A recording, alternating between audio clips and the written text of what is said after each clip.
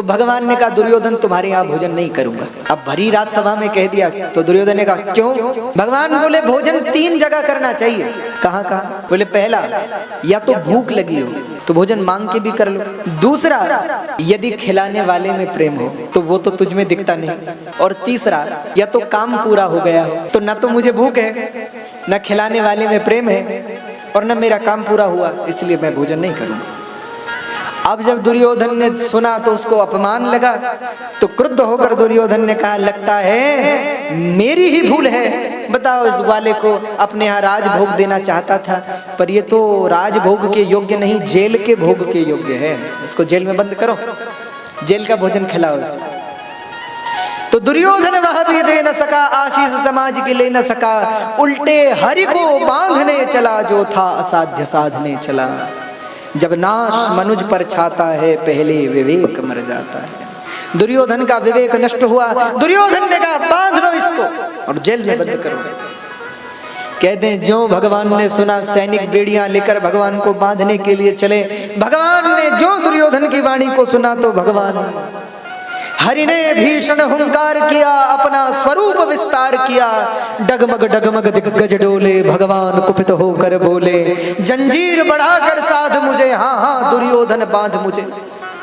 यह देख गगन मुझ में लय है, यह देख पवन मुझ में लय है, मुझ में विलीन झंकार सकल, मुझ में लय है संकार सकल। अमरत्व फूलता है मुझ में, संहार झूलता है मुझ में। उदयाचल मेरा दीप्त भाल, भूमंडल वक्षस्थल विशाल, भुज परिग बंध को घेरे हैं। मैनाक मेरु पग मेरे हैं, दीप्ते जो ग्रह नक्षत्र निकर सब है मेरे मुख के अंदर। दृगहो तो दृश्य अकांड देख, मुझ में सारा ब्रह्मांड देख। चर अचर जीव जगक्षर अक्षर नश्वर, मनुष्य सुर जाति अमर।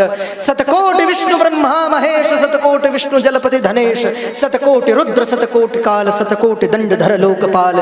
जंजीर बढ़ाकर साध इन्हें, हाँ हाँ दुर्योधन बांध इन्हें। भगवान ने विराट रूप धारण किया और दुर्योधन से कहा, भूलोक अतल पाताल देख, गत और अनागत काल देख। यह देख जगत का आदि सृजन, यह देख महाभारत कारण। मृतकों से पटी हुई भू है, पहचान कहाँ इसमें तू है।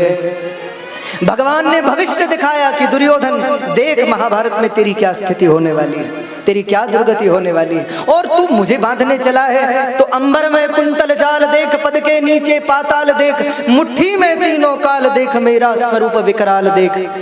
सब जन्म मुझी से पाते हैं, फिर लौट मुझी में आते हैं। जिह्वा से कड़ती ज्वाल सघन, सांसों में पाता जन्म पवन। मैं जभी मूंदता हूँ लोचन छा जाता चारों ओर मरण। बांधने मुझे तू आया है, पर जंजीर बड़ी क्या लाया है। बांधने मुझे तू आया है, जंजीर बड़ी क्या लाया है। यदि मुझे बांधना चाहे मन, तो पहले बांध अनंत गगन। सोने को साध न सकता है, तो मुझे बांध कब सकता है। अपनी उच्छृंखल वासनाओं को तू साध न सका और मुझे बांधने चला है। भगवान ने डांटते हुए दुर्योधन को कहा, दुर्योधन बस बहुत हुआ, हित वचन नहीं तूने माना, मैत्री का मूल्य न पहचाना। तो ले मैं भी आ जाता हूँ, अंतिम संकल्प सुनाता हूँ। याचना नहीं अब रण होगा, जीवन जय किमरण होगा। टकराएंगे नक्षत्र निकर, बरसेगी भू पर वनि प्रखर। फण शेष नाग का डोलेगा, विकराल काल मुख खोलेगा। दुर्योधन रण ऐसा होगा कि फिर कभी नहीं जैसा होगा। भाई पर भाई टूटेंगे, विषबाण बूंद के छूटेंगे। वायस श्रृगाल सुख लूटेंगे, सौभाग्य मनुज के फूटेंगे। और आखिर तू धराशायी होगा, हिंसा का परदाई होगा। थी सभा सन्न सब लोग डरे, चुप थे या थे बेहोश पड़े।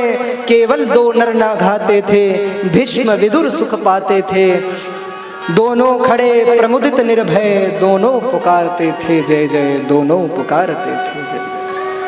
भगवान ने विकराल रूप का दर्शन कराया दुर्योधन को और कह दिया कि तू मुझे क्या बांधने चला है। पहले अपने कामनाओं, अपनी इच्छाओं, अपने वासनाओं को तो बांध। उनको तो बांध न सका और मुझे बांधने आया है।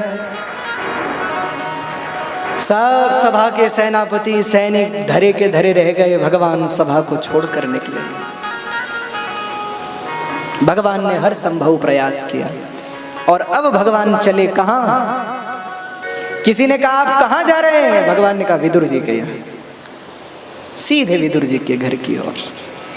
अब ध्यान दीजिएगा, विदुर जी और उनकी पत्नी चाहती थी कि भगवान हमारे घर आए, पर बोले कैसे? इतने बड़े अतिथि हैं, राजा के अतिथि, महाराज राजा के यहाँ रुकेंगे, हमको कौन पूछेगा? लेकिन भगवान तो भगवान है, उनके लिए कौन राजा कौन रंग, उनके लिए तो बस भक्त मानव एक भगति करना था। तो भगवान विदुर जी के घर पर पहुंचे। अब विदुर जी ने सुन लिया कि भगवान कह रहे हैं मैं विदुर जी के यहाँ जाऊंगा, तो विदुर जी दौड़े बाजार की ओर कि कुछ ले तो आऊं भगवान के लिए। यहाँ भगवान पहुंचे विदुर जी के घर पर, द्वार खटखटाया, उनकी पत्नी अंदर है। पत्नी ने आवाज लगाई, कौन है?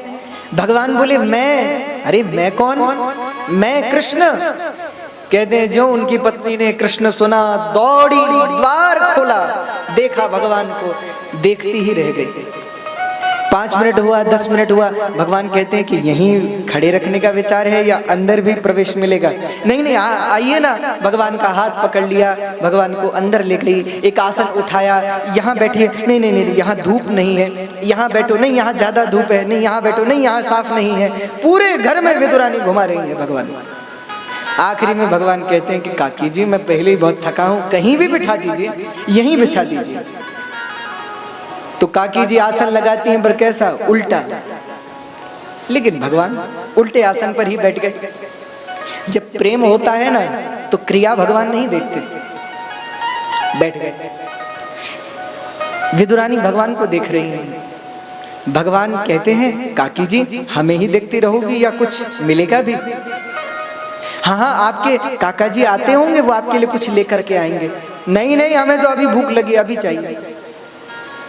अरे आपको पता है हमने वहां भी कुछ नहीं लिया राजमहल में, हमें तो बड़ी भूख लगी है, जल्दी कुछ लाओ। विदुरानी ने कहा प्रभु यहाँ तो और कुछ है नहीं, कदली वन है, केले लगे हैं पर पके नहीं है, हरे हैं। भगवान बोले जैसे हैं वैसे ले आओ। तो विदुरानी गई, हरे केले ले आई, साग के केले। भगवान ने कहा ठीक है, यही पाएंगे। तो विदुरानी केले को छिलती है, और देखिएगा केले को छिलती है, जो अंदर का फल है उसको नीचे रखती है, छिलका भगवान को खिलाती है। उनको पता नहीं है कि मैं क्या कर रही हूँ। अरे एक भक्त के सामने साक्षात भगवान खड़े हो तो उसे क्रिया कहाँ दिखाई दे? खिला रही। विदुरानी खिला रही है, ये तो गजब है, पर भगवान भी खा रहे हैं, ये और गजब है। वैसे ही खिलाने वाले वैसे ही पाने वाले। भगवान भी नहीं कहते कि ये छिलके पा रहे हैं। थोड़ी देर हुई, विदुर जी ने द्वार खटखटाया, तो विदुरानी दौड़ी, द्वार खोला। विदुर जी बोले मैं कब से द्वार खटखटाता हूँ, तुम सुनती नहीं हो? अरे कृष्ण किसी भी क्षण पहुंचते ही होंगे हमारे घर में, मैंने सुना है वो हमारे घर आ रहे हैं। विदुरानी ने कहा महाराज सब्र करो, अंदर ही बैठे। तो ये मिठाई ले जाओ, जाओ ये तैयार करके लाओ। अब विदुर जी यहाँ आए तो विदुर जी क्या देखते हैं कि फल नीचे रखा है, छिलका भगवान के मुख में है। तो तुरंत भगवान के मुख से निकाला, ये आप क्या करते हैं, छिलका क्यों पा रहे हैं?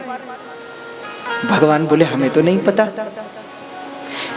विदुर जी कहते हैं महाराज धन्य है आपकी काकी जी, और धन्य है आप, एक खिलाने वाले एक पाने वाले।